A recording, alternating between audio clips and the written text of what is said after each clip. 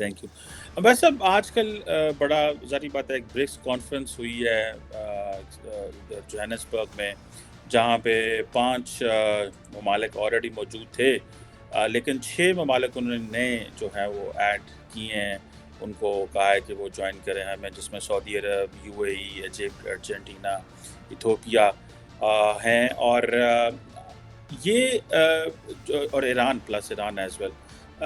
वैसे आप कैसे देखते हैं पाकिस्तान में लार्जली ब्रिक्स के हवाले से डिस्कशन नहीं हुई एक बात।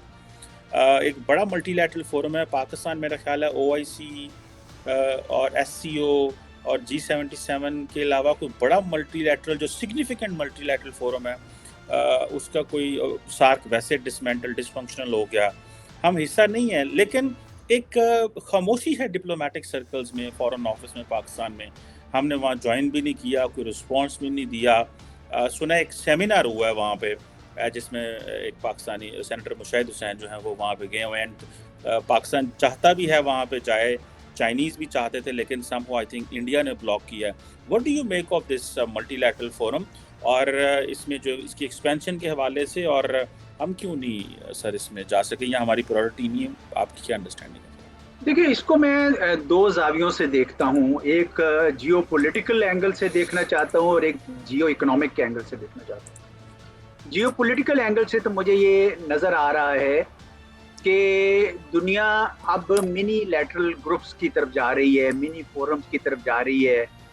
और वो फोरम्स जो हैं वो बेसिकली वो यूनाइटेड नेशन या इतने बड़े बड़े ग्रुप्स के मुकाबले में ज़्यादा इफ़ेक्टिव होंगे।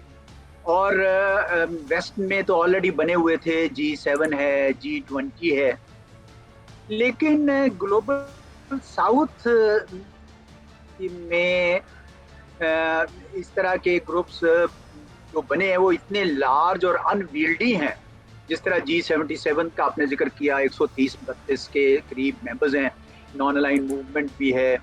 तो ये तो अब उनकी कोई आवाज़ में उस तरह वजन नहीं। इवन OIC जब पोजीशंस अपनी लेते हैं तो जेनेवा में ह्यूमन राइट्स काउंसिल में बहुत सारे OIC के मेंबर्स जो है उसकी नफी कर देते हैं। तो इसलिए जियोपॉलिटिकली तो अब ट्रेंड इस तरफ चल पड़ा है कि स्मॉलर ग्रुप्स हों जो आपस में कर सकें, रिलेट कर सकें। और दूसरा उसका पहलू ये है कि ये सिर्फ वेस्ट के ना हो, वेस्ट के मुकाबले में कुछ और ग्रुप्स बने जो ग्लोबल साउथ को लीडरशिप दे सकें। So BRICS came out to be one such group जिसने ग्लोबल साउथ को एक किस्म की लीडरशिप देने की कोशिश की है। अगरचे इसके सारे मेंबर अब वो नहीं हैं कि जो गरीब गुरबा या डेवलपिंग कंट्रीज होंगे, बल्कि ये खुशहाल मुल्क भी हैं इसके अंदर शामिल। तो ये लेकिन इसको एंटी वेस्ट नहीं कह सकते। एंटी वेस्ट इसलिए नहीं कह सकते कि बहुत सारे इसके मेंबर ऐसे हैं, जिस तरह हिंदुस्तान है वो अमेरिका का इत्तेहादी है, तकरीबन इत्तेहादी है, वो कहना नहीं चाहते अपने आप को एलाए, लेकिन स्ट्रेटेजिक पार्टनर हैं। इसी तरह सऊदी अरेबिया और UAE जो हैं वो भी वेस्ट के उस ग्रुप का एक किस्म का हिस्सा, उनकी सिक्योरिटी अम्ब्रेला में रहते थे। लेकिन अब ये सब जगह पे नई थिंकिंग आ रही है कि नहीं, चीन जो इस इलाके में उभर रहा है और बड़ी मुआशी कुव्वत है, इसके साथ हमें बना के रखनी चाहिए और सारा केस जो है ना वेस्ट के साथ नहीं हमें जुड़ा होना चाहिए। तो ये, इसको मैं एंटी वेस्ट नहीं कहता, लेकिन ये separate from the western group एक किस्म का एक ग्रुप बन रहा है। तो जियोपॉलिटिकली तो मैं ब्रिक्स की एक्सपेंशन को इस जाविये से देख रहा हूँ। और जियो इकोनॉमिकली मैं ये देखता हूँ कि ये सारी वो ममालिक हैं जो चाहते हैं कि हमारी इक़्तिसाद बेहतर हो। उनमें चीन और हिंदुस्तान की तो इक़्तिसाद काफ़ी बेहतर है। रूस की डिपेंडेंस जब से यूक्रेन क्राइसिस आया, वेस्ट की सैंक्शंस लगी, तो वो भी ज़्यादा इकोनॉमिकली इंटीग्रेट हो गया है टुवर्ड्स एशिया। बाकी जो ममालिक हैं वो ग्लोबल साउथ को इन ए वे रिप्रेजेंट करते हैं। इजिप्ट है और इथियोपिया है और उधर से अर्जेंटीना है। तो आपको नज़र आ रहा है कि ये लोग अपने इकोनॉमिक इंटरेस्ट को आगे बढ़ाना चाहते हैं। लेकिन क्या ये, अगेन मैं ये कहूँगा कि ये जियो इकोनॉमिकली भी ये एंटी वेस्ट नहीं है। अगर कोई ये सोचे कि जी ये डॉलर्स के मुकाबले में अपनी करेंसी आ जाएगी, चीन की आ जाएगी, हिंदुस्तान की आ जाएगी, कोई और आ जाएगी, ऐसा अभी ये लोग नहीं सोच रहे, ना सोचने की तरफ मुझे कोई इंडिकेशन आ रही है। ये सिर्फ और सिर्फ इक्तिसादी मामलात में एक दूसरे के साथ तावन करना चाहते हैं और उससे ज़्यादा नहीं, क्योंकि जियो पोलिटिकली हो या जियो इकोनॉमिकली हो, इनकी कोई वैल्यू सिस्टम नहीं है जिसके ऊपर वो कोई एग्री कर रहे हैं, ना कोई सी आइडियोलॉजी के ऊपर कोई एग्री कर रहे हैं। ये pure and pure political, strategic and economic interest हैं, जिसकी वजह से ये ग्रुप जो है वो एक्सपेंड कर रहा है। जी वैसे हमने इस पे क्यों दरख्वास्त नहीं दी? आज मैं देख रहा था फॉरेन ऑफिस की स्टेटमेंट आई है, एम्बेसडर साहबा जो एम्बेसडर बलोच हैं उन्होंने स्टेटमेंट दी है। पाकिस्तान क्यों इसका हिस्सा नहीं बनना चाह रहा? जब फॉर एग्जांपल हमें ये पता चला 41 ममालिक को बुलाया गया, बांग्लादेश, ईरान, इनको तो ये तो ईरान तो वैसे ही मेंबर हो गया, इवन कि बांग्लादेश को भी इनवाइट किया गया। हम क्यों इसका, आप समझते हैं कि हमारे फॉरेन ऑफिस के दिमाग में या वो क्या सोच रहे होंगे कि हमें क्यों इसके लिए एप्लीकेशन नहीं देनी चाहिए या ये क्यों कोशिश नहीं करनी चाहिए? एंड इवन साउथ अफ्रीका ने भी जब इतने ममालिक को बुलाया, जैसे इंडिया के कहने में बहुत सारे मुल्कों को बुलाया होगा, तो पाकिस्तान को जाना चाहिए था। ये ऐसे लग रहा है कि जैसे एक सॉर्ट ऑफ डिप्लोमेटिक आइसोलेशन है कि हम वहाँ पे क्यों नहीं है। What do you make of this? ये देखिए, पाकिस्तान के लिए दो इस मामले में मसाइल हैं। पहला मसला तो ये है कि हिंदुस्तान ने मुखालफत की है, और जब पिछली समिट हुई थी तो उस वक्त भी कुछ चीन ने ज़रा आइडिया ब्रोच किया था, तो हिंदुस्तान इस मामले में बड़ी सख्त पोजीशन ली हुई है कि पाकिस्तान को नहीं आने देना। तो एक तो ये है। दूसरा ये कि पाकिस्तान की अपनी इक्तिसादी कुव्वत जो है वो इस वक्त कम है, और हमारी अपनी जिसे कहते हैं ना कि ability to contribute to the global economy बड़ी कम हुई है। हम तो खुद कर्जे ले रहे हैं, और कर्जे लेने के लिए बड़ी बड़ी सख्त शराइत के ऊपर इस वक्त हम काम कर रहे हैं।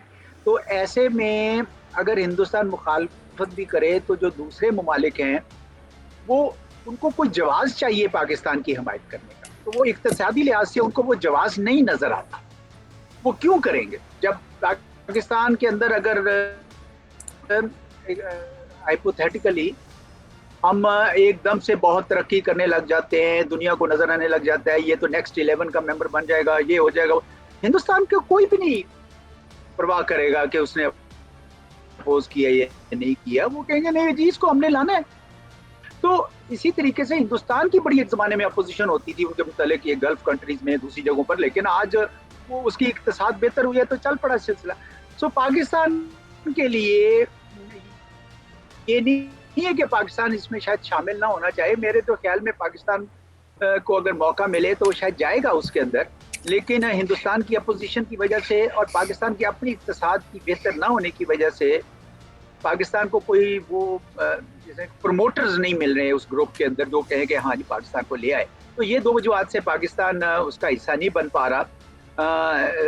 पाकिस्तान को सच्ची बात है, मैं इसको आइसोलेशन तो नहीं कहूँगा, लेकिन ये एक अपॉर्चुनिटी है पाकिस्तान के लिए कि वो अपना जो है सर तन मन धन सब पाकिस्तान के अंदर हालात को बेहतर बनाने में लगा दे।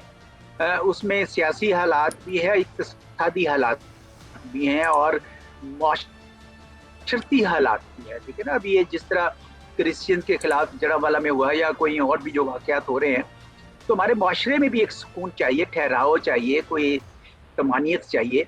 तो मैं ये समझता हूँ कि पाकिस्तान को इस वक्त इस बात की परवाह किए बगैर कि हमें उस ग्रुप में नहीं बुलाया या उसमें नहीं बुलाया, हमें अपने इनसाइड अपने आप को झांकना चाहिए, अपने गिरबान में हमें मेहनत करनी चाहिए, हमें उस स्टेज पे पहुंचना चाहिए जहां दुनिया खुद बहुत चाहे कि पाकिस्तान को शामिल किए बगैर गुजारा नहीं होगा। ये ज़रूर होना चाहिए। तो मैं समझता हूँ कि हमारा इस वक्त टाइम ये है कि हम उसको कंसोलिडेट करें, अपनी गवर्नेंस को बेहतर। बिल्कुल ठीक हो गया। एम्बेसडर साहब, आपने कहा कि वो ज़ाहिर बात है अब इश्यूज़ है, एबिलिटी का इशू है कि ठीक है अगर चाइना हमारी बात करे नहीं। एम्बेसडर साहब, हम कहाँ खड़े हुए हैं? डेमोक्रेसी समिट में हम जाते नहीं हैं, हम कहते हैं चाइना नाराज़ हो जाएगा। ठीक है, 2 दफ़ा अमेरिका ने हमें बुलाया है। इस वक्त अमेरिका ने सारा अपना वज़न इंडियन पलड़े में डाल दिया कि इस वक्त जितनी भी साइंटिफिक और टेक्नोलॉजिकल जो बूम है उसको इंडिया जो है वो हासिल कर रहा है। ईरान विद सैंक्शंस जो है ब्रिक्स का हिस्सा बन जाता है, ठीक है। हम कहाँ खड़े हुए हैं, मतलब कि वेस्ट को हम कहते हैं कि तुम्हारे साथ हैं, डेमोक्रेसी समिट में नहीं जाते, चाइनीज़ जो हैं वो हमें लेके नहीं वहाँ जा सकते।